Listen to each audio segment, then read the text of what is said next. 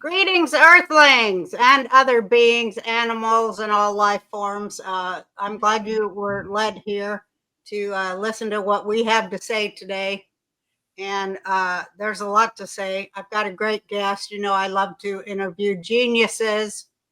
And I have to welcome animals, the highest form of intelligence on this planet, I think, as far as I can tell, because they don't need to bullshit themselves in order to experience joy on this planet. So that's really, they got one up on us. Welcome to the Roseanne Barr podcast. Oh, you see, my patience is growing thin. Well, I'm excited because I have a guy who's a real genius. He's way out of the box, way out of the constraints, out of the matrix, out of everything. And I hope my audience will be smart enough and not triggered and can open their minds to receive the information that he's sharing with us. It's fantastic. He puts a lot of esoteric and deep stuff into a whole new language, which I just adore him. Will you please welcome Darius J. Wright? Hi, Darius. Hey, Roseanne. Thanks for having me on the show today. And Thanks Jake for as well. coming in from, Of course. where are you, Australia? Yeah, Australia. And it's a bit in the country. So, yeah. And you're off the grid, you say, right? Yeah. I've been off the grid for a while now. So it's learning new ways of living, pretty much, you know. Spiritually off the grid as well, I would say. Yeah. Totally. I'm off the grid in a lot of ways, man. So basically what I do is I do controlled out-of-body states for people the first time listening to this. And essentially what this is where you lower your body's electromagnetic field in your heart to such a degree where your soul could freely exit. No different from a near-death experience. So when you die, your heart stops, the electromagnetic field of the heart stops. So therefore you just leave. And when you leave the body, your soul is as physical as your physical body, even more physical. And for people, that's hard to understand because they think, oh, well, if I leave, then that means that I am somehow less physical. It's less real. But when the soul is out of the body, you have more access to the light spectrum. Right now, the brain has access to like 1% of the light spectrum, depending on the individual. But when the soul's out, you access all of it again. So it's more real, more physical than what you would ever experience here because you're accessing more your divinity, again, yourself, your true home, your true state. So are you saying that the physical body acts as some kind of a barrier to the spiritual body? Yeah, well, the physical body acts as a prison for the soul because the physical body is a form of limitations in and of itself. It's a form of confinement. It's a prism of light. And anytime you look at light and prisms of light, they are confinement spaces. And so the body only able to access a certain spectrum, therefore is a prism for the soul. Not necessarily in that way that it cannot be free, because you could freely free the soul from the body, but the body gives the soul limitations. Yeah. Why? Because it contains it? Well, the physical body breaks down, the soul doesn't. The physical body cannot fly, the soul can. The physical body can't do many things. It can, but it can't do many things that the soul can do. And therefore, that is a confinement for the soul to operate in this limited band of frequency that we experience now. So when you leave, you access what is called the other side. And the other side is, like I've stated, your home. It's where you will find relatives. It's where you'll find records. It's where you'll find creation itself. Your start. Yeah. And that's essentially what I do, what I've taught others how to do. And the whole purpose of me trying to get on different platforms to share it. Yeah. Because otherwise I would see no point in even myself being here at that point, you know. What is I'm sorry, go ahead. Yeah. what does it do for you to leave your body, for your soul to leave your body? What are the pluses of that? Okay, so the first plus is a lot of people are seeking truth in life. Right. And yes, you can find truth in the physical life here, but you really never find truth unless you understand death on the other side. And when you understand death, then you realize, well, there's no such thing as death. The annuity stuff, Josh has been booking. This is true. He's been booking these calls. They send me a ledger of the people calling. They've been closing deals and booking deals. A lot of people. That's good. Yeah, well, annuities is a good product. We don't sell bullshit. So, keep doing it. For those of you who don't know or haven't called Josh yet, Republic Life Now is my brother-in-law's company. They also sell life insurance and other products, but annuities specifically is what we're bringing to you because it's a safe way to protect your retirement and your investment. And it's a good way to get your feet wet in the it's like whole stock market thing. Yeah, when you look at the stock market, you're like, well, I got money in the bank. I don't know what to do with it. It's like, we can buy gold and silver, and there's a lot of things you can do. You can do like crazy investments, but annuities are a product for people that are a little bit more conservative financially and a little bit more, risk adverse. They don't want to blow all their money. Yeah. This is all they have. So annuities guarantee you don't lose any money. You're guaranteed to gain money, and you protect your money. To grow your wealth. And they use the stock market, but what's cool is it's basically like, without getting too technical and nerdy, is you're basically using the stock market. When the stock market grows, you make money. When the stock market tanks or dips, you don't lose money because it's locked and loaded. You don't have to check the stocks every day. So it's a safe way to put your money in stocks. Yeah, no, a lot of people do it. So. Our friends at Republic Life Now know annuities inside and out. Yeah. They'll help you find the right fit for your future. Go to republiclifenow.com. That's republiclifenow.com. That you love on forever, that you are an eternal being, that consciousness, you, dictates the universe, not the universe dictating consciousness. It instantly frees you.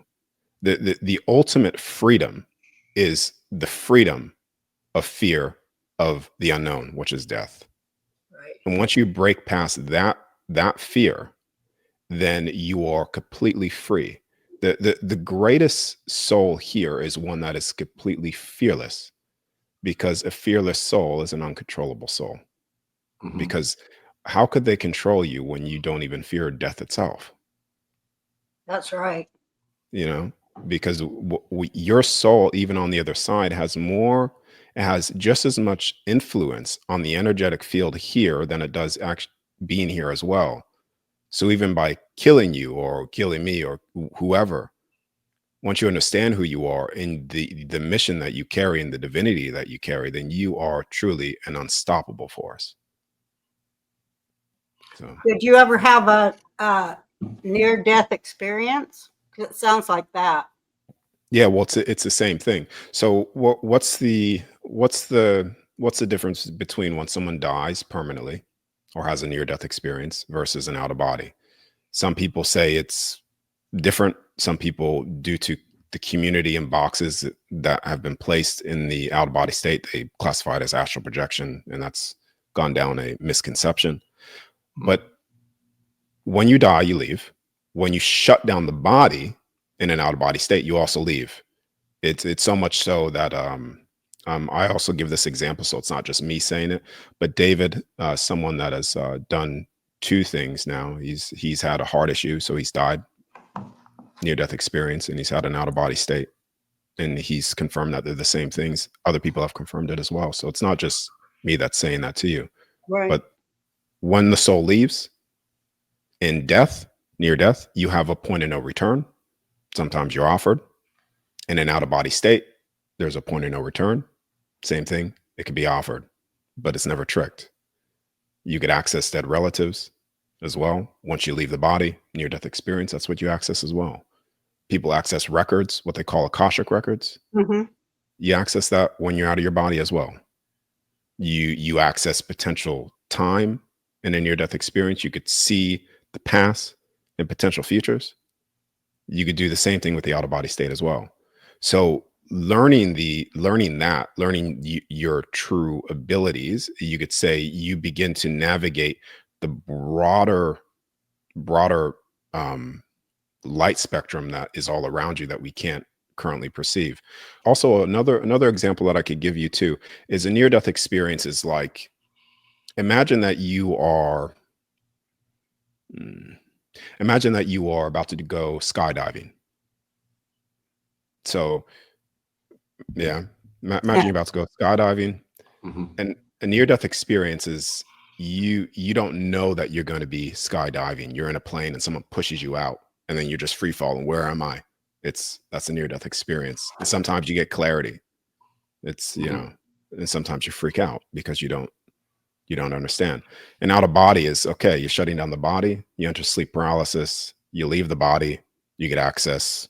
Relatives. You may see this. You may see that. Don't freak out. If you see this, then that's a dimensional space. And so you're prepared for the landing. And therefore, because you're fully prepared, you're able to better navigate and get information for yourself, essentially. Can I ask a question? So, Yeah, go ahead, Jake. well, you say controlled out of body. So I knew someone I was friends with when I was younger that would have these out of body experiences at night, and it freaked them out. They said they would be above their bed and see themselves sleeping. You hear stories of people dying on the operating table. Same thing, they float above. Yeah. It sounds like you had these experiences, and then at some point you were like, I'm gonna control this and try this out and not freak out. And you figured that out, right? That's what you do. Yeah. You can actually slow your heart. I mean, I'll let you explain that, but what you're doing when you're talking about controlled out of body is you're actually separating your soul from your body and going into the other world, the afterlife, and you're coming back and reporting to us. I just think it's fascinating. I wanted people to know that if they hadn't figured it out yet. Yeah, that's pretty crazy thing to do in your free time. Yeah. Well, someone asked me. This was about a month ago. They were like, "Well, what happens?" Like it was something fearful, like you're stuck here or whatever. I'm like, well, I'm not necessarily stuck here. I could just go in the out of body state, shut my body down, leave. Like But exactly what you said is 100% accurate. That's essentially what I'm trying to say. And you don't worry about dying when you do this or not coming back? You don't freak out at all? No, I used to in the past. Because so I'll go back into that and answer your question. So for years I spent a long time freaking out because I did not understand that your subconscious, your thought forms, what you think is actually in your space. So everything that you're thinking is in your space, your electromagnetic field. So when you come out of your body, if your emotions are not underneath control, or your thoughts aren't underneath control, then you're just going to end up making these things and go, oh, that's scary, and then back in your body. So there's many times I was seeing things and I was like, oh, well, I'm afraid of this. This is going to kill me. This is going to kill my soul. So even though I was out of my body, I was still afraid of death itself. And that fear of death itself was actually controlling what I could access. And that's why I told you before, Roseanne, the moment that you get rid of the fear of death, then you are completely free. Because even in the death, I was afraid of death. And I was stuck in my room for a long time, just battling with that. And it wasn't until I had an experience where I just got sick of it. I said, kill my soul. I don't care. Kill my soul if you want to. I just don't care anymore, because going through this was all uncontrolled for me. These sleep paralysis were uncontrolled. I didn't have control over it. They were just random things. And so when you going to sleep every single night, hitting sleep paralysis, feeling like you're dying, then coming out of your body and seeing things that make you afraid that you're going to die again. Sounds like, terrifying. right. Yeah. I was like, just kill me. Yeah. And the moment, but the moment I did that, everything just disappeared. All the fearful things just disappeared. And that's the moment that I realized that nothing could control or entrap your soul unless you believe it to be so. That's right. Because you are an untouchable being. And at that moment is when I started to access, like you could say, the doors of heaven opened up, essentially, to the other side, completely opened up. I was seeing my Uncle Bob that passed away. I was like, oh my God, you're here. Yeah. I was showing I was showing the construct again. Even though I was showing that at a young age, I was showing that again from the outside, what this place looks like. And I was able to navigate. Yeah. And I was able to navigate this whole environment completely fearless. So no, I don't fear it anymore. Not at all. I used to have this, I had a head injury, and I it was about 10 years where I would have sleep paralysis, and the horror of going, I've got to wake up so I'll be able to move, because I couldn't move. And then I'd think that I'd conquered it, and I'd go, okay, I conquered it, and now I can get up off the bed and move. And I would think, it would seem like I had gotten in the car and gone to the store. That was the reality. And then I get to the store, and I would realize I was still in bed, and it was so horrifying. To try to direct my finger to move, and it felt like I was in a coffin suffocating, and I couldn't, but I was going to ask you about learning to control that, learning to go into your dream and have lucid dreams and be able to say, no, you're just stuck in this. You're stuck in this apparition that your mind created out of fear and panic, and you're going to just, you're going to rise above. You're going to transcend it, right? Yeah. So to answer the dream things too. So most of dreams, anyways. Well, first you could have complete control over that, and when you do, then you're 100% conscious. But when you're in a dream space, they are what I call dimensional spaces. And when you're in there, you are typically accessing time or your subconscious, or all right there. So when you're dreaming, if you could, for instance, look at your hands, or look at something, because it's all about bringing your full consciousness there. The moment that you do that, you will be 100% there. You have 100% control. And if you ever want to exit that space or navigate that, you can with your will, true will. Yeah. Yeah. But the sleep paralysis thing is different to control, because you're not just, it's not necessarily a dream. So you're essentially getting the body to a state that it's so relaxed and so calm, and trying to control your heart rate consciously. You can do it through breathing techniques as well. Right. Yeah, like there's military techniques that they use to rapidly lower the heart rate. And if you could do this quickly, then your body will enter a state where it's starting to get lower, the heart rate's getting lower, and then you enter sleep paralysis. And the moment you stay calm, not freak out, try to move your fingers like I always used to do, or my toe, then you quite literally, you're going to just start coming out of your body. Sleep paralysis, like we've all had sleep paralysis, which is the most terrifying thing ever imaginable. That pure demonic pressure, unless it's just my experience and you guys have something to tell me, but when you're paralyzed and sleep and you can't move, do you also not feel a purely evil entity? Has that ever happened to either of you? Because that's what I feel. And I wouldn't be able to push past that at all. Yeah. And go, let me trust this and see where this takes me. I want to get out of there. It is death, though. I think it feels like it. That's what it feels like. Well, you feel that in the beginning, and that's the same thing that I felt. You feel that because you're still in fear of death itself. Yeah. Okay.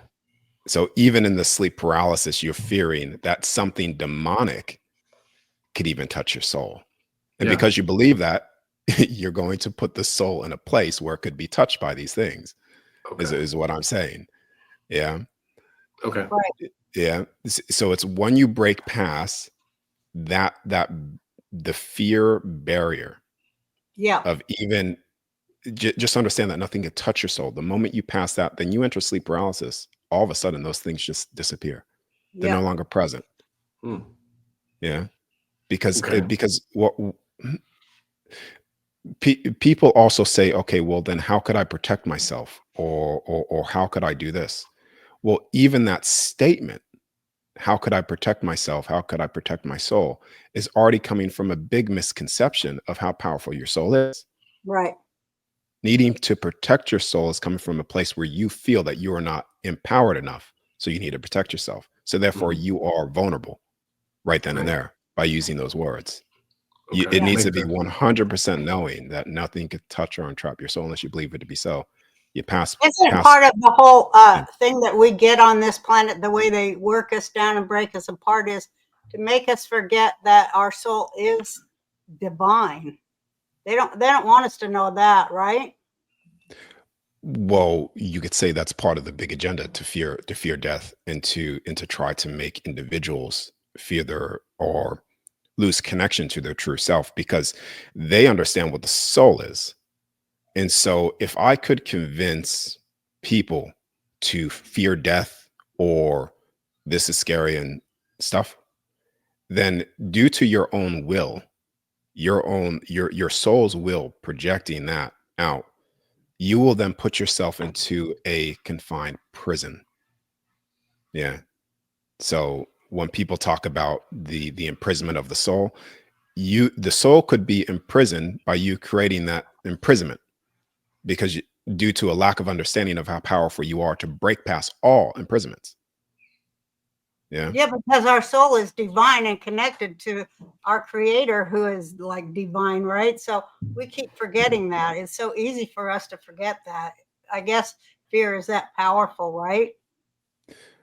Yes. Yes. Yeah. If fear itself cuts you off from everything physically, and also spiritually as well. So the moment you are in fear physically, you go into tunnel vision. Your brainwave actually cuts off certain things. You can't perceive certain things or see certain things in fear, and it actually starts to uh, break down the physical body as well. That's why stress kills you. Yeah. So when you're in fear, when you're in the soul, it does the same thing. It doesn't necessarily kill the soul, but you just end up making these boxes, these borders and boundaries that are very, very hard to break unless you break past fear. So What's yeah. the most important and the greatest thing you can tell us about what you've found about the human spirit, the human soul? Can you tell us that? I want to hear what you say. So the greatest thing that I've found is that when asking myself the question, show me without any borders, borders or limitations, borders, boundaries or limitations, and to realize that there isn't any placed. That was, you could say that's the greatest realization, because ultimate expression of freedom. That's what we're all after. Because what's the point of searching for anything if it's not freedom on the other side of that? Yeah. How do we express that freedom though?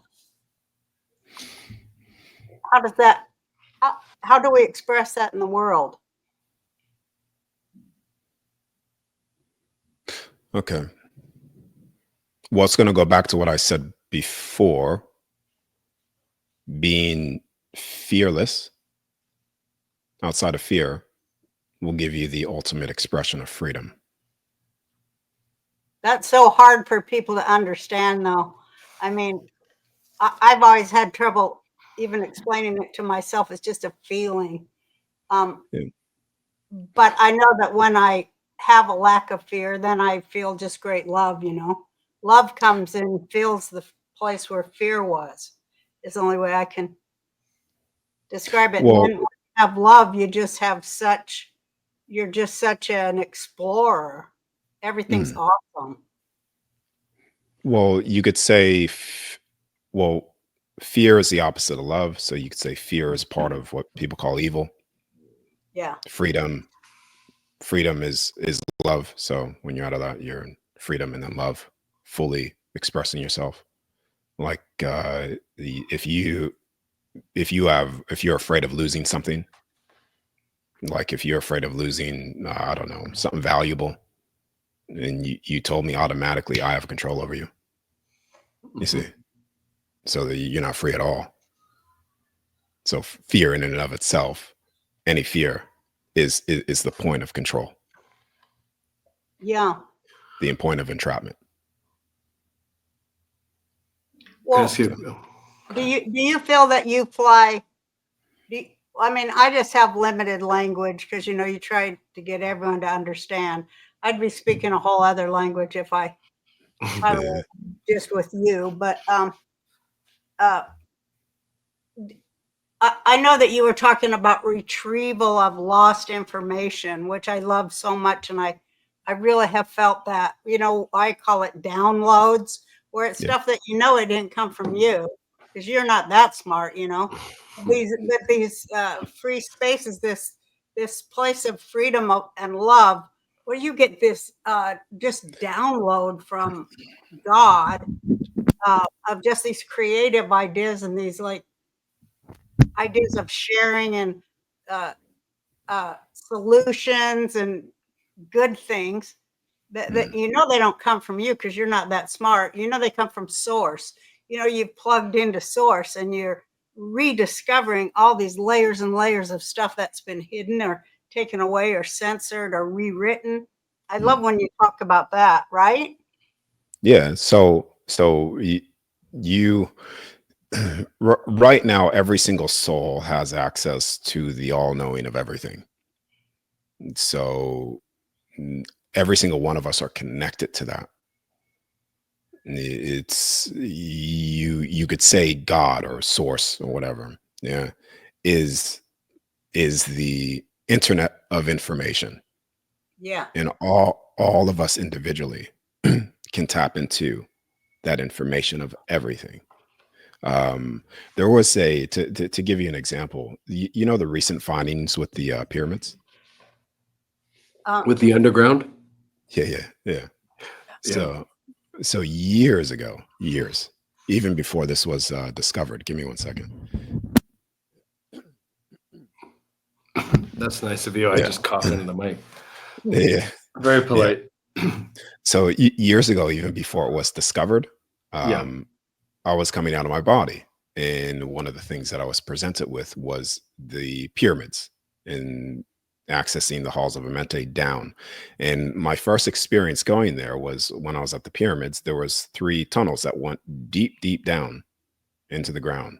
And the middle one, when you went all the way down the middle hall, the middle tunnel, you would access it's the round table, what shows you the entirety of the construct design. Yeah. Now there was, I'm not even sure if I could share my screen, because these are images that I put together a very long time ago. I don't know if you can either. You can send it to me after and I can drop it in. Yeah. I'll send it to you. Okay. But I put some drawings together of this stuff back then, of how the pyramids are structured, how the 3 different pyramids actually are connected because they go so deep down. Yeah. And this is where you get the flood or the mud flood, covered up. And now it's a new discovery. And I've seen that. Oh, I didn't know you were talking about, you pretty accurate with what you saw? Yeah. Because what the hell are pyramids? Let me just jump in. What are they? Let's get into the good stuff. Yeah. So the pyramids are not made by hand tools.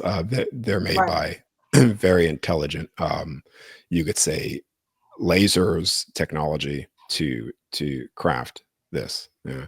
But the design of it, the reason why they were aligned to stars, or the stars that they're aligned to, is because stars within this creation that we're in acts as portals. Yeah, this is why they say the stars are the angels.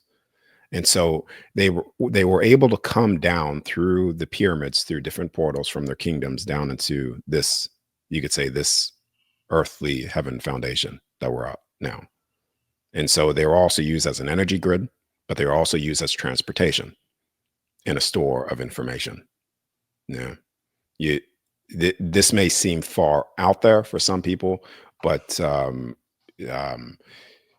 they were using this as well to also teleport themselves from, let's just say, the America to China to all around this place. And for some people, it's like, well, how is that possible? Well, scientifically, when you look at the physical body and the cells, it's empty.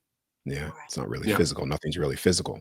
So when you understand that, then teleportation And doing that is simply just a vibrating of the physical cells within the body to such a state where they vanish and appear somewhere else. Yeah. Yeah. So they Or they you, were yeah. so much more advanced.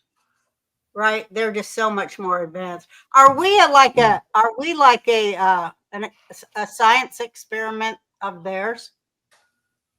I wouldn't necessarily say, well, now we are, yeah.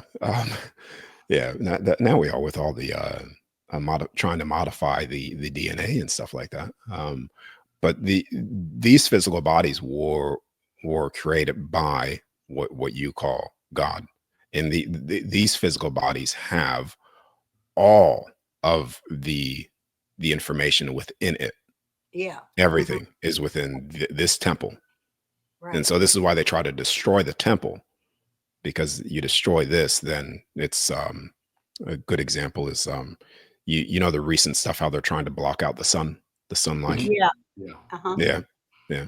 Well, that's a form of well, they're already doing it, but that's a form of disclosure to lead to chemtrails are blocking out the sunlight anyways. But when you look out blocking out the sunlight, you have the sun within you. Your soul is of the sun. Right. Yeah. So when you block out the sunlight through heavy metals, it dims the effect that the true sun could have on you and in all of the life forms here. Right. So when you put heavy metals within the body, yeah, it dims the sun within you, the soul, from It fully. it also affects photosynthesis in every way.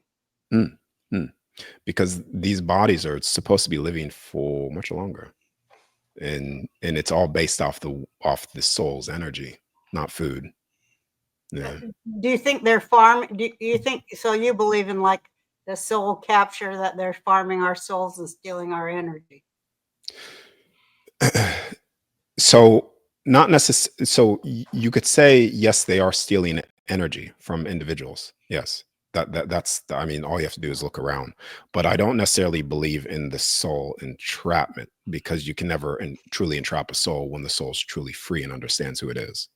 Well, if Yeah. it thinks it's going to be trapped, like if it doesn't know any better, then it'll be trapped, right? Well, yes, it will end up making its self-imposed prisons, and you could say this is the reason why I'm trying to do what I'm doing, to get people out of fear, because seeing what I've seen, the moment you step out of that, then you are 100% free from all man-made fear-based constructs. Which is mind control. Essentially, yeah. That's what I try to do too. And I know that that's our big enemy, the farming of particularly the American mind. I know it's worldwide, but boy, America is the last holdout of freedom in the world right now. And boy, they really are doubling down on making us stupid and fearful. And, Yeah, well, you know, America holds the template of freedom. That's the whole template of that America, the country, is freedom. So America holds the true template of true freedom. Yeah. So when you ruin that, you could say then you ruin the rest. Yeah, that's what I Yeah. think. Yeah. do you think that the human mind and soul, do you think the human mind and soul are interconnected? So the all right. So the soul and the mind are connected, but the soul is really connected through the heart. Yeah, that's the true connection point. But it's connected to the mind as well. But the mind, for instance, you could be very, like, there's a recent thing, the telepathy tapes, and this will back what I'm about to say. Yeah. We just talked about this last week. Perfect. So the mind is just a receiver and transmitter of this frequency that we're in, and it also broader too. So it could tap into broader frequencies, light spectrums as well, if you know how to do it properly. So that's what the brain is, just a receiver and transmitter, or receiver mainly. the soul has access to all information. Now, if the brain is blocking that signal from coming through, like I gave you the example with the sun, then it makes it harder to receive information from your source. Yeah. This is where you get the cutoff. Now, people with the telepathy tapes and autism, they are here. They're operating from here. And they're allowing the brain to do what they do. You could say they're not smart. You say these people aren't smart. That's what people would say.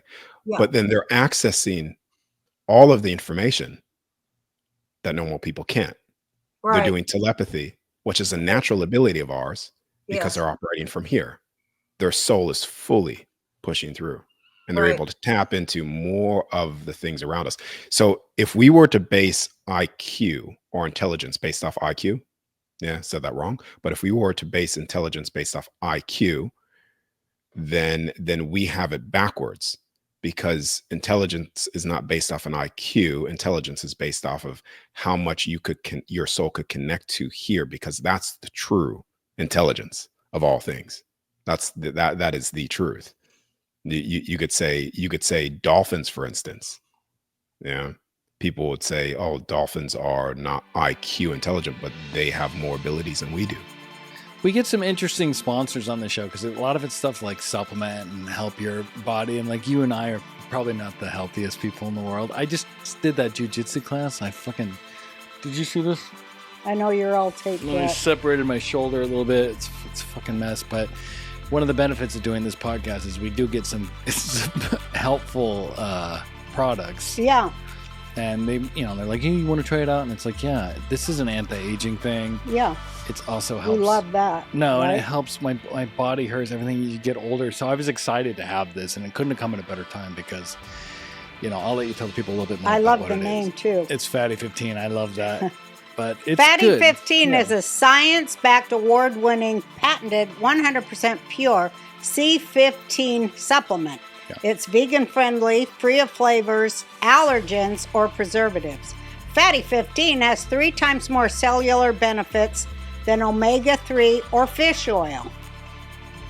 By replenishing our cells with the crucial C15 nutrient, Fatty 15 effectively repairs cells, reverses aging at the cellular level, and restores our long-term health and wellness. Fatty 15 is on a mission to optimize your C15 levels to help support your long-term health and wellness, especially as you age. You can get an additional 15% off of their 90-day subscription starter kit by going to fatty15.com/RB and using the code RB at checkout. People say they're more intelligent as well due to the capabilities that they have. Yeah, Well, so because intelligent they isn't can pick up birth from here, it's birth from frequencies. here. They can pick up frequencies from a million miles away. It's innate intelligence, right? Yeah.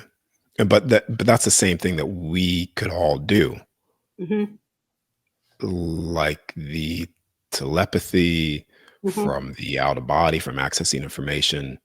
Like these are things that we could all do if we were to step out of this and step into this, because the thing that's generating this physical body and its health and its will is love.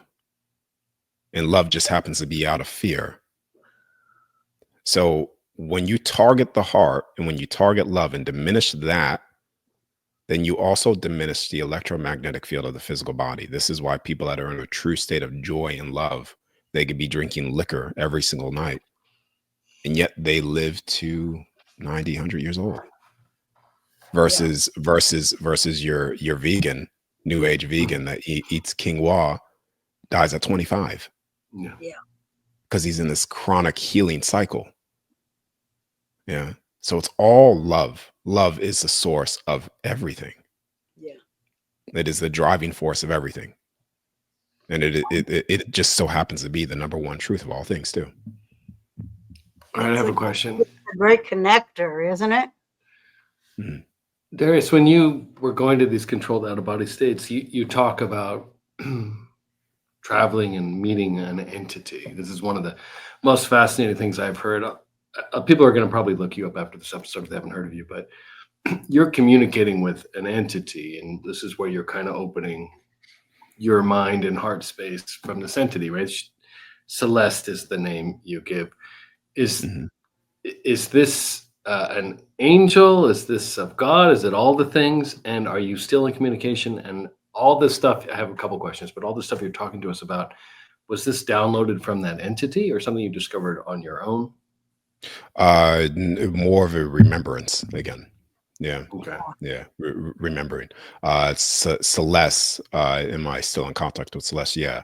But that was back at 16 years old, the first contact. And that was what you would consider in the spiritual community, people would call it a spirit guide. But the true definition of that being is you could say a friend. Yeah, something, or soul family, part of my line. It is another way you could say. Yeah. So that she was presented to me at 16 when I was at a certain state of my life at 16 where, I have decoded the Federal Reserve System at that age. I understood how the monetary system worked at that age. How people were being enslaved by money. I understand the military industrial complex. I was looking into the straw man stuff at actually 14. Yeah.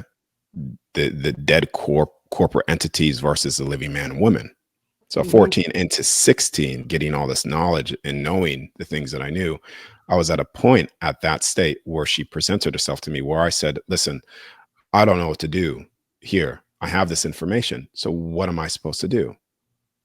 Yeah. So it's either I'm going to be shown what I'm supposed to do, or I'm just going to go to the other side again because it was overwhelming for me at that age. Yeah. Knowing the stuff that I knew. And from that point, that's when she made her first contact. And she was showing me the first creation of this place, the importance of all of us. And she gave me a choice to come back or stay there. And when she said, you could stay here, a part of me, I'm going to be quite honest with you, a part of me would not, it's kind of silly that I said, no, I'll come back. But, a part of me truly desired to stay there because it was such a state of ultimate freedom, peace. It's just freedom. There's no burden. There's no, you have to do. There is none of that. It was true freedom. But there was, when she gave me the choice, I was like, okay, well, this is so temporary. I know these things now. This is so temporary. I will choose to come back and do this. Did you come back to share and uplift people? Well, at first coming back, it's I forgot a lot of the things that she shared with me because that's what she said would happen. I would forget. And realizing now, I understand why that forgetful process happens. It's due to the soul, the soul will. Yeah. So with coming back from that state is when then I started to 17, 18 in that age group. I was having all these uncontrolled sleep paralysis experiences, and I was trying to figure out every single detail of what she showed me again. And it wasn't until, doing this for many years again to where I started to piece together all these things and also started to see different beings, different godlike beings, different, that would share with me information. And to also put the brakes on this too, for people listening to this, there was not one point in me getting this information where I thought, oh yeah, this is all just true. This is all true. Most of the time I thought I was going nuts, that I thought, oh, I'm just hallucinating. And it wasn't until I started having experiences that were real-time confirmed events. Yeah. Where I would be out of my body, I would go over to my friend's house, out of my body, see him doing and saying exactly what he was doing, come back, and I'm like, hey, were you actually saying this? And he says, yeah, that's what I was doing. How'd you know that? I'm like, bam. And it was like this thing with him. I was like, holy shit, this isn't a hallucination. So I was trying to prove myself wrong majority of the time. And a lot of that was wasteful because I was being shown a lot of things that I was just like, oh no, that's not true. That's not true. And this is where we go into the creation of this place, you know, the firmament above. The majority of the stuff that I share, I didn't necessarily know in that way. It wasn't like I did know this information, but some of the information that was being presented to me wasn't things that I read in a book. The halls of Mente, I didn't even know what that was. The firmament, I had no concept of what that was until it was shown to me. And so a lot of the stuff that I share, I can't necessarily read because when I read words, they tend to flip on me. Yeah, so I have to have things read it to me, because if I have to read stuff, sometimes I'll read it in a different way. I'll read words that say something completely different. So yeah, it's been quite a long process of many years of trying to disprove myself and getting information from other beings as well, being shown and confirming it. This is remote viewing. Yeah, that's what it sounds like. Yeah. Yeah. I mean, the CIA does this stuff. We have history. They've been trying to crack this for 75, 80 years. They've been looking into it. I think as we get older and smarter, all of us, we're starting to see that those weren't just crazy theories back in the telepathy tapes, for example. That's real shit. Yeah. And I think people are waking up. No. Yeah, you don't pump billions of dollars into a CIA operation of trying to trigger the out-of-body state for it not to be true. Right. Yeah. Were you ever approached by the CIA or anybody when you started talking about this stuff? Have they tried to recruit you? I'll say this: there was a friend of mine that I was talking about with this, and we were talking about. It's like, man, why has no one come up to you or try to stop you yet? And I said, I don't know. And then that's where I started to try to create a movement where I become untouchable. I'm like, all right, do this, have the experience, share it. Yeah. So I'm not the single head of the you know. But then from saying that too, I'll keep this one slightly private. But there was an individual that I was on and talking with that was connected to controlling families. Yeah. That said, we would like you full time to teach here. And I just slowly, politely just didn't walk into that at all. Yeah. Good. So but you do teach people. Yes. Yeah, you do. Yeah. And people are doing this controlled astral projection, what do you want to call it? I forget what you call it, but you're teaching people. You're teaching people to do this, and they're having similar experiences that you had, right? Yes. Yeah. That's crazy. Yeah. So there's many people. I think there's when you look at the YouTube channel there's testimonies, and I think there's 62 testimonies that I have. Now, not necessarily. I say testimonies because they're accounts. They're the only way that I could use to even prove the validity of this even further. Otherwise, I go into scientific experiments, which I'm happy to do. I've stated that many times. Disprove me if you want to try to disprove me. I'm happy to go into some laboratory experiment, and I've done that too with people. I've had people come to me and do firsthand witness accounts of I would be on the bed, I would shut down my body anywhere from an hour to 3 hours sometimes, depending. They would be in the other room. They would write something on a whiteboard. I would leave my body. I would target it, and I would see it verbatim of exactly that what they wrote. So I'm not necessarily afraid to do that side of things, but I think it's more powerful to get more testimonies of people to say, yep, that's true. I confirm that. Because even in court, what do you need? Only a handful of testimonies to prove your case? Yeah. I have over 62. And that's public ones. That's not even the private ones that people share with me. Yeah. So it's gotten to a point now where it's impossible to disprove it. Right. And that's a good thing, because now that wakes people up to, okay, well, wait a second. If what you're saying is true, and if I could detach just for a moment from the things that I believe. If what you're saying is actually true, let me try it. And then when you experience it and you realize that your soul, you're out of your body and you can see your physical body on the bed as well. And you realize that you never die. It's impossible at that point to control you in the way that people are being controlled now. Impossible. Yeah. Yeah. What do you say to people that, because, religion, it doesn't want us to know any of this.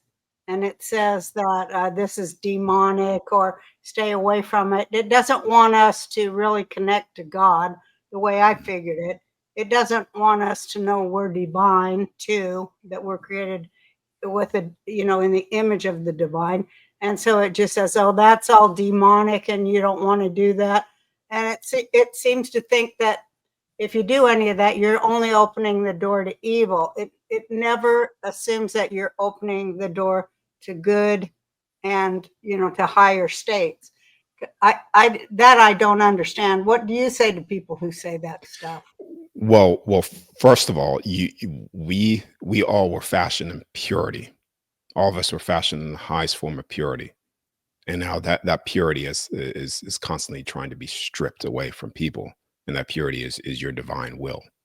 So when people talk about this is satanic, understand the very control structures that are here controlling your entire life, from monetary systems, from the food that you eat. Yeah. Yeah.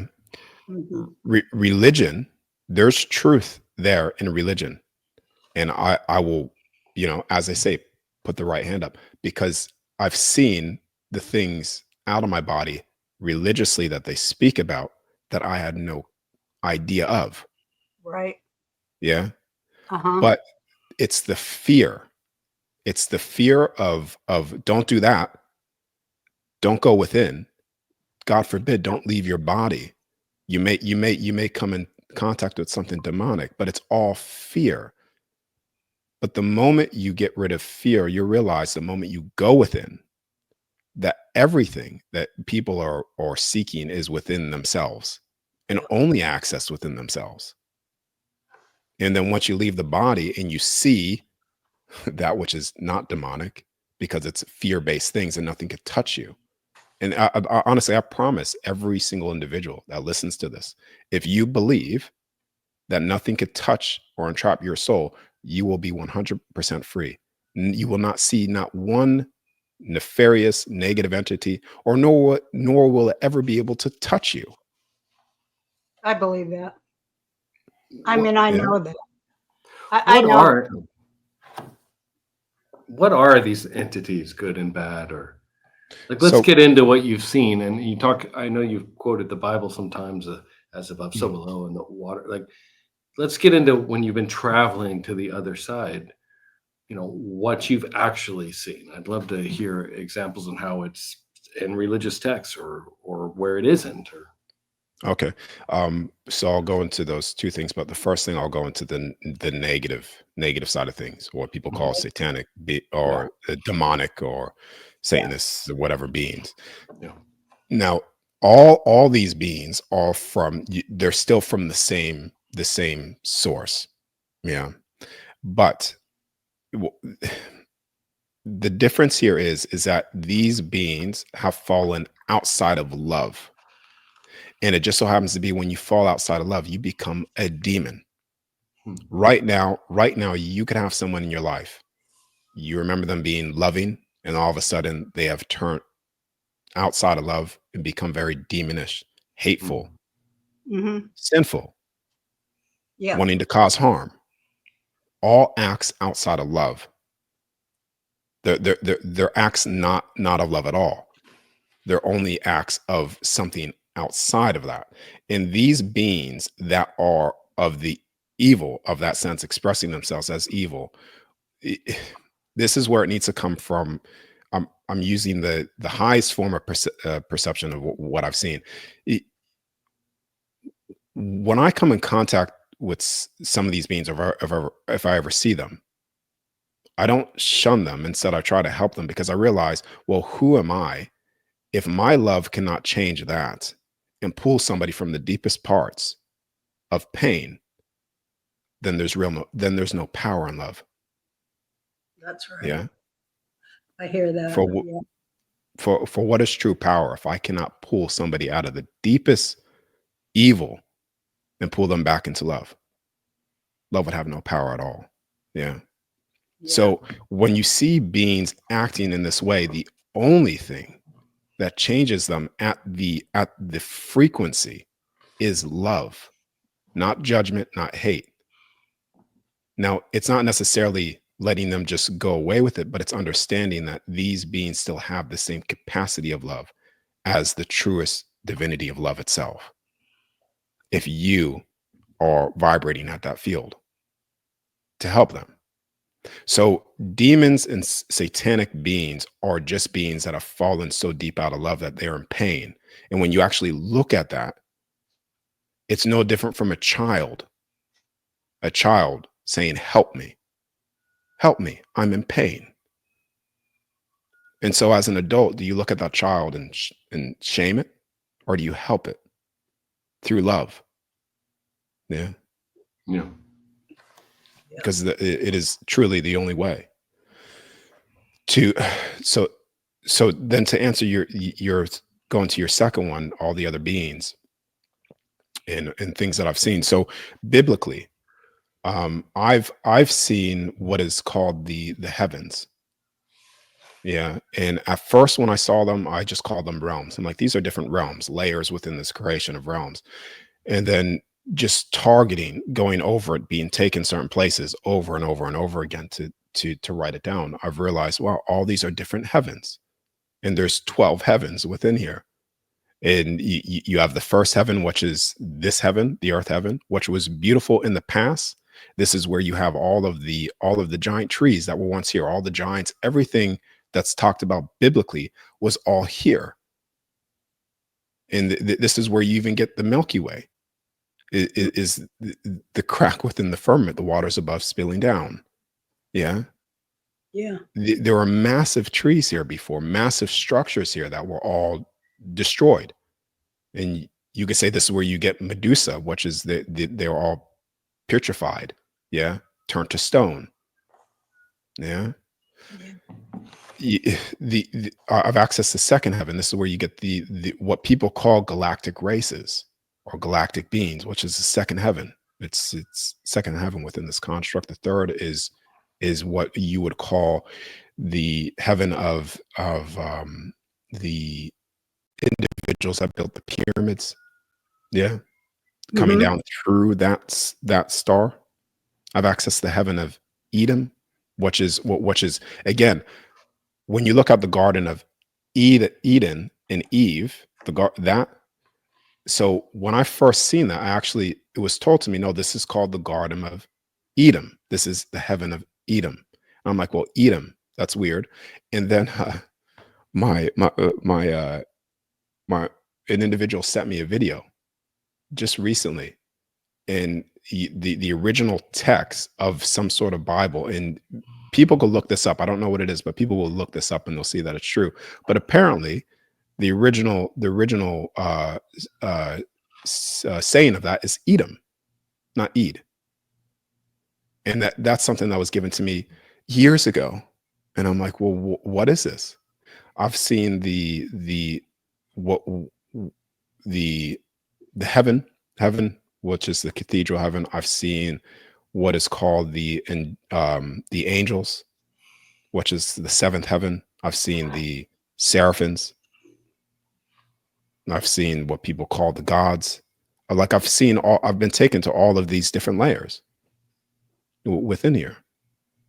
And I know that some people won't necessarily believe me, and that's fine. But listen, like at some point, truth will be known, and it's not necessarily my truth or his truth or perceptions of truth.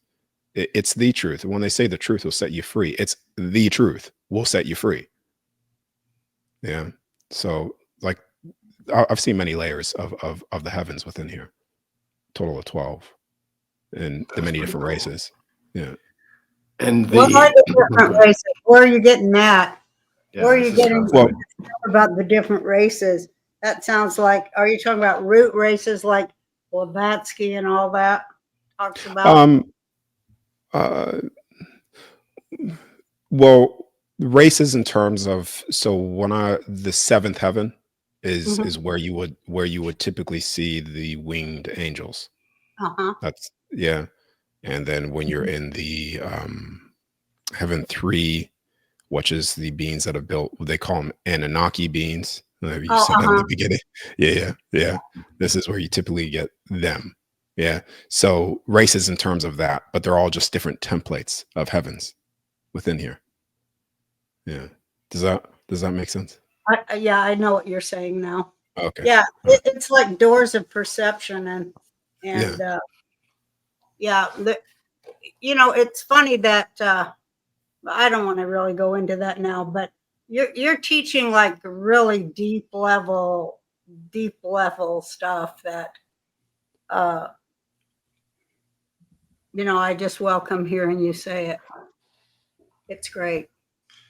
Because I it know gets you. us like, to go inside, but then we're really talking about what is the ultimate power of the mind, and I think that it is to create reality, to create everything here. Yeah. I mean, what is true freedom if there's one limitation placed on you? You're not free at all. It's I say, what's the difference between a 100% slave and a 1% slave? There's no difference at all. Mhm. So deep down inside, we're all seeking freedom, and it just so happens to be outside of fear is freedom, that freedom. So Well, there's so yeah, much to know, and we're not, I just feel sorry for people with the clamp down on their soul and spirit and Yeah. brain and heart to be like, oh no, just stand in line, don't question, don't look up. A lot of it is don't look up, keep looking down, yeah, right? or yeah, or be totally uh submissive in the new age movement too, where they think somehow being awake and aware or truth is somehow then do nothing. Right. Yeah. That's Yeah. what or, they drive or me crazy. yeah, or taking love in the way that I say it as a form of passivity and just Weakness. doing nothing and weakness. Yeah, when But it's like the ultimate power, it's the yeah. ultimate power that moves mountains and splits red seas. So, Well, for you, Roseanne, uh-huh. if Jake was in harm right Mhm. now, your Yeah. love for Jake, true love, Yeah. it would tear down everything. Oh, yeah, I know that. So No, it's the I've known that. greatest. Yeah, Stuff you do as a mom or a dad. I mean, I'm speaking as a mom. I mean, I read it and never knew I had heard it, but yeah, you can pick up stuff that you could never pick up. Yeah, Yeah. superhuman. If something's on your kid, it's just you go over there. Okay, I got to move this car with this finger. I mean, not that extreme, but yeah, superhuman power and superhuman strength when yeah. you're in service to love. I've felt it in my life, and everybody has. I think everybody has like these great just all of the synchronicities and all of the coincidences that we feel every day. And later looking back, man, I miss like Trump's inch from his head. Those things like that we experience every day, and we don't put them together into building blocks to go, wow, something is trying to tell us something that we're missing, something greater here. Yeah. So I love all that. Well, the other side has more influence over here and power over here than what people realize. Yeah. Yeah. So people are trying to control things physically here, thinking that's the power, but yet they're controlling things from such a limited spectrum. Right. The true, like once you have support, they say the armor of God. Once you have the true support, that's where the true power is for change. Yes, it is, and it's a wonderful feeling to discover that, Yeah. despite all the fear and doubt, to come to a place of certainty. Yeah. That moves mountains. Certainty to your connection and your purpose and your, all of it. Those are things I've experienced in my life too. Yeah. So it's great. It's great. Yeah. Yeah. I like, Darius, that I don't consider you new wave or anything, but No, new age. New age, sorry. No, new wave. I meant new age. Thank you, Mom. But the stuff you're talking about, I could see like new age followers going, oh, this is, the guy in network or whatever. But I could also see people of faith following what you're saying this is true to me. This is what I've already learned in my religious texts. And one thing we talked about recently last week with Ian Carroll, which was the more we learn about science, the more we find that science is proving God's existence and not the opposite. That science is proving God's existence. And I think that, a lot of the stuff you're talking about, when you really start to take away your preconceived notions on it, it's similar to the truth we hear from religious leaders, other people, near-death experience. The more you start to connect the dots and hear these things, the more you realize everybody's kind of saying the same exact thing. Well, it seems like they're moving to realize that, boy, everything is one thing. Yes. Everything is one thing. Which is why we love talking to you or anyone, really, because at the end of the day, we're all saying the same thing. And that means it's probably true. Did you ever go out? Absolutely. Did you ever go out of your body experience with another person, or is that a solitary thing that you have to do? No, I have. Yeah, I have. This was part of the experiment stuff that I was doing. I had someone over and I was coming out of my body. Same with this individual. Bam, seeing each other. I've tried to help somebody out of their body before in the same room. And that's when I realized, you can't necessarily bring a soul out of the body unless it's of their own will. So it's sort of impossible to do so.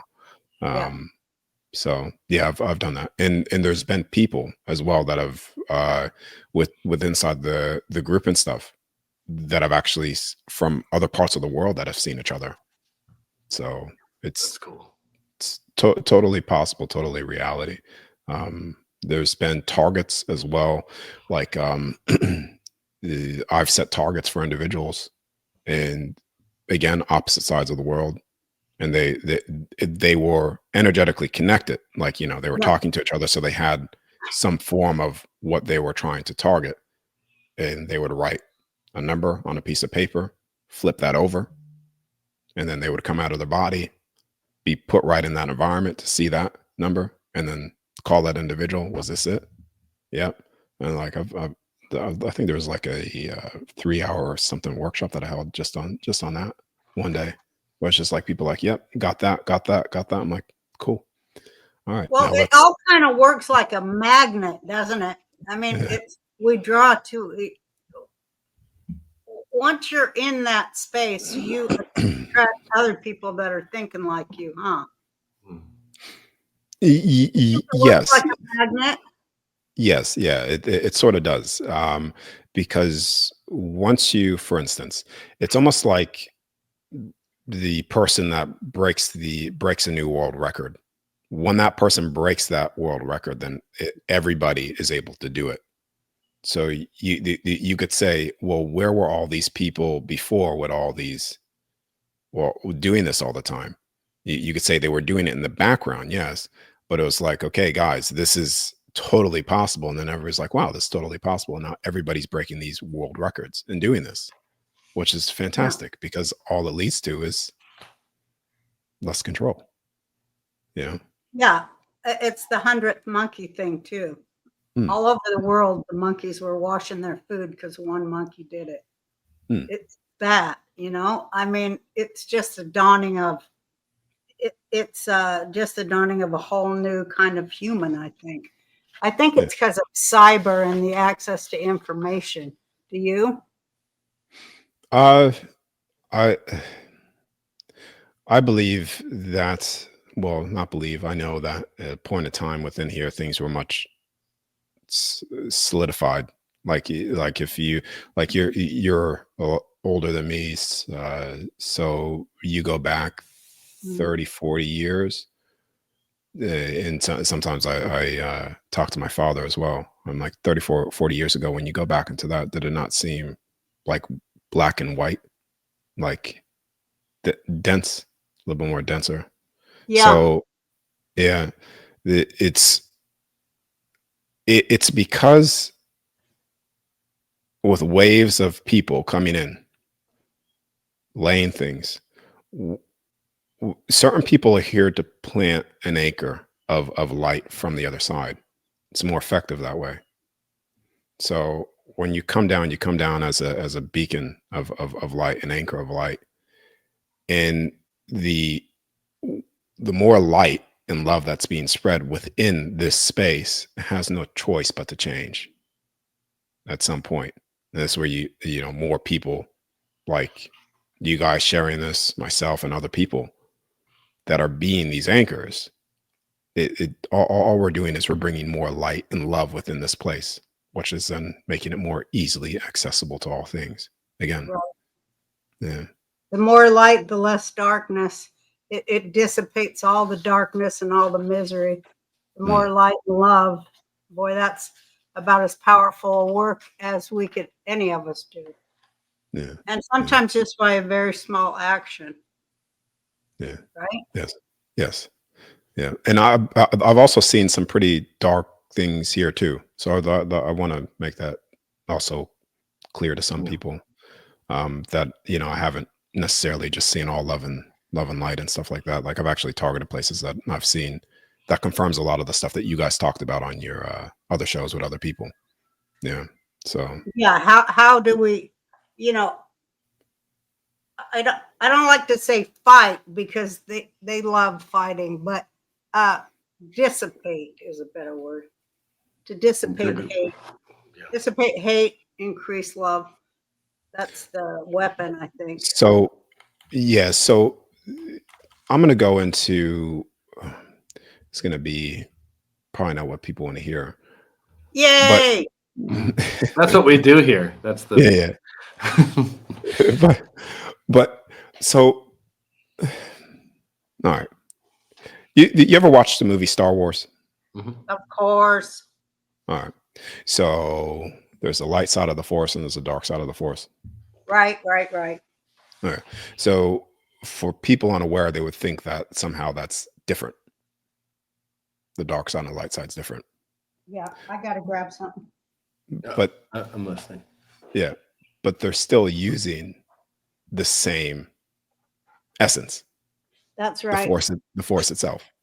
So when an unmovable object comes in contact with a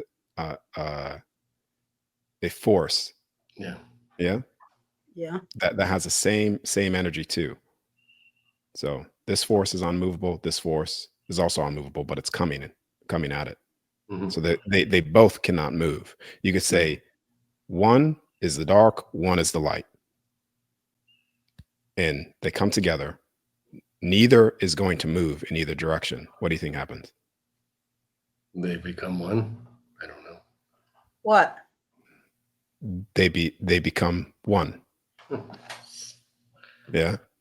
And what happens when they become one? It neutralizes everything. So people are fighting. People right now are fighting a war. They're fighting darkness and light. Yeah. Yeah. And inside this war, there's never, no one is ever truly winning, because it's like the Force. You Yeah. cannot defeat it. Right.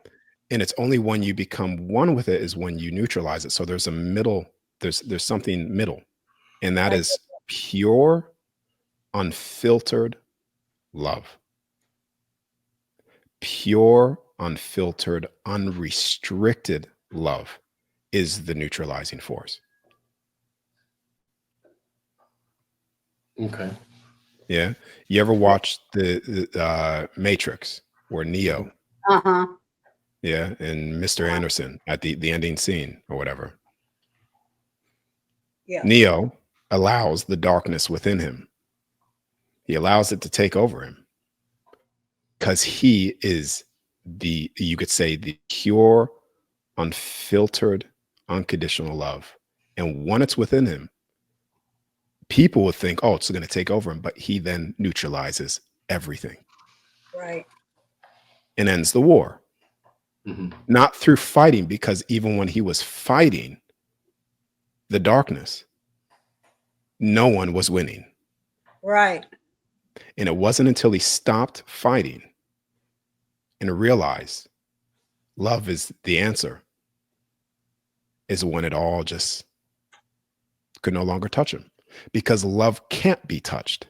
True love cannot be touched. It's impossible to touch it, that force of energy. Yeah. And that is the greatest neutralizer of false light and darkness. That's right. I see Yeah. that.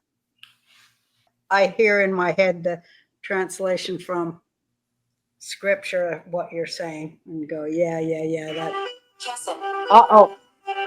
Speaking of which, that is I can't take it, of course, but that's a great rabbi calling at Oh. the synchronicitous time. Well, we Yeah, can yeah. wrap up. I think what you're saying is the way to for salvation is through love and loving our enemies, right? Is that kind of what you're getting at? That you said wasn't going to be popular, because that means we have to love even the demons. We have to love them. Even the people we're at war with, we have to love. Is that what you're saying? Because I can't. Okay. Yeah. So I know it's not the answer that people want to hear, because I'm not they doing want it. It's yeah. that we can't hate people. Yeah, I know that's that. tough. Yeah. All right. So I'm not saying to lay down your armor. Right. What I'm saying is the highest form of armor is unfiltered love. Yeah. So for instance, I have done it.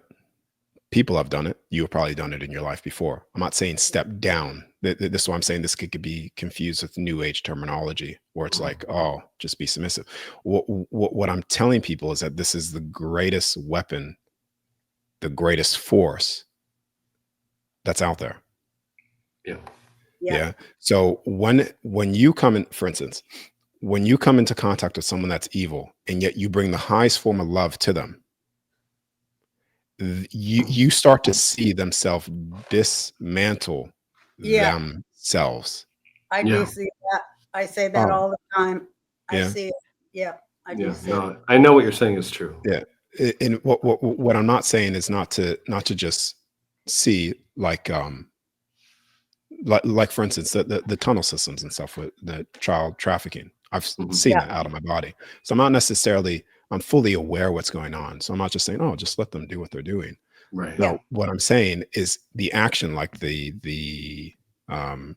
Roseanne, if you were in harm's way, what you would do out of love. Yeah. But in the highest form of it is the ultimate power of everything. Yeah. Because even religiously, for people that are religious as well, yeah, would you say in God's presence, the most darkest entity here in God's presence, would that being not be changed? Well, it couldn't exist. It couldn't exist. Or do you even think that being would have a chance against that? No, it can't exist. And that's what I'm trying to say. If that was here in the body fully and completely, it would be impossible for that being to continue that, because the frequency of you would change it. Yes, absolutely. En masse. Okay.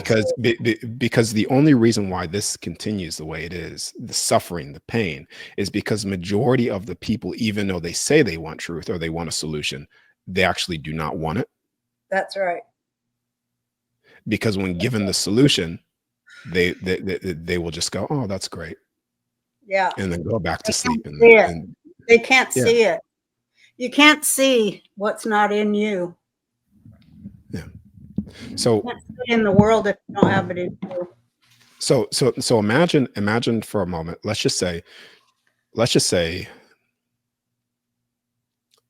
30% of the world's population, 50% of the world's population just said enough Yeah, and stepped into that state, it would be impossible for things to continue. that's right. But as long as there's constantly fighting this and fighting that, and although you still are fighting, but you're fighting from a place outside of the war itself, I Yeah. understand. because these people in evil cannot see themselves. No, it's they have only when no you- self-reflection. Yeah. Mhm. And All they that was can a- do is see what everyone else is doing wrong and how Hmm. everyone else doesn't think the right way except for themselves. That's why they project, because they don't have, there's nothing in there except a mirror. That's all it takes, man, is for even the very evil to see it again. And all you good. know how scared they'd be if they saw themselves, because they would see a demon. And that's why they say the vampires cast no reflection in the mirror. I think Yes. that's really true, because they look in the mirror, they don't see themselves. They see a construct, an artificial construct of what propaganda they've swallowed. Yeah. It's Well, a mind war for sure. Yeah. And to get yourself free is just a great effort, but and it's the hardest thing to do is for a person to change their mind. But most people can't do it. But if you can, it's a wonderful world if you can. yeah. Well, what do they say? The unforgivable sin is a sin you can't forgive yourself for. So, I mean, Yeah. There's no amount of pain that you could cause another individual than that itself. Mhm. That reflection, That's if they're unable to forgive themselves. No comparison. There's nothing that you would ever be able to do to cause more pain than that. I hear that. Well, we've loved having you on our show. Yeah, We it's love awesome. you. We love you. We love all that you put out there and all that you share. And Yeah. thank you for being a guest on our show today. You've given us a lot to think about. Wonderful. Yeah, thanks for Yeah, having me, thank guys. you. Of Okay. course. Oh, you see, my patience is growing thin.